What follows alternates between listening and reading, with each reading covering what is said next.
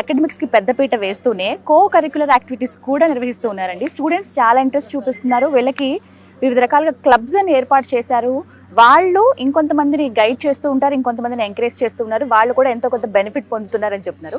Direct గా students తోనే మాట్లాడేద్దాం, లేట్ ఎందుకు. మనతో పాటు స్పోర్ట్స్ క్లబ్ వారు ఉన్నారండి, వారితో మాట్లాడదాం. Hello, my name is Mahendra. నేను వైజాగ్ నుండి వచ్చాను మేడం. నేను స్పోర్ట్స్ క్లబ్ లో ఉంటున్నాను ఇప్పుడు. ఓకే, ఎంతమంది ఉంటారు మొత్తం స్పోర్ట్స్ క్లబ్ లో? ఇప్పుడు మెయిన్ క్యాంపస్ నుంచి మాకు కమిటీ ఉంటుంది, స్పోర్ట్స్ కమిటీ సెపరేట్ గా ఉంటుంది. మొత్తం డిపార్ట్మెంట్ అందరూ జాయిన్ అవ్వచ్చు. అసలు ఏం చేస్తారు స్పోర్ట్స్ క్లబ్ అంటే? ఇప్పుడు మేము ఒక ఈవెంట్ ఆర్గనైజ్ చేసాం అనుకోండి, కబడ్డీ పెడుతున్నారు అనుకోండి, మొత్తం లీడ్ చేయాలి. మొత్తం ఇప్పుడు ఎంతమంది పార్టిసిపెంట్స్ ఉన్నారు, ఏంటి అంటే ఎవరికి ఏం కాకుండా వాళ్ళ హెల్త్ అంతా మొత్తం కేరింగ్ గా చూసుకోవడం అదంతా ఉంటది. స్టూడెంట్స్ కి కమ్యూనికేషన్ స్కిల్స్, లీడర్షిప్ క్వాలిటీస్ పెరగడానికి మాకంటూ ఇలాంటి కమ్యూనిటీస్ అనేవి ఇక్కడ వీళ్ళు చేశారనమాట. ఓకే, మొత్తం ఎన్ని క్లబ్స్ ఉన్నాయి ఇలా?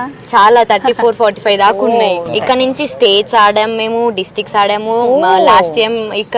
లాస్ట్ టైం మాది ఫస్ట్ డిస్ట్రిక్ట్స్, ఇప్పుడు సెకండ్ టైం వచ్చి మేము స్టేట్స్ కు వెళ్ళాము. వెస్ట్ జోన్ నేషనల్స్ కూడా ఆడాము ఇక్కడ.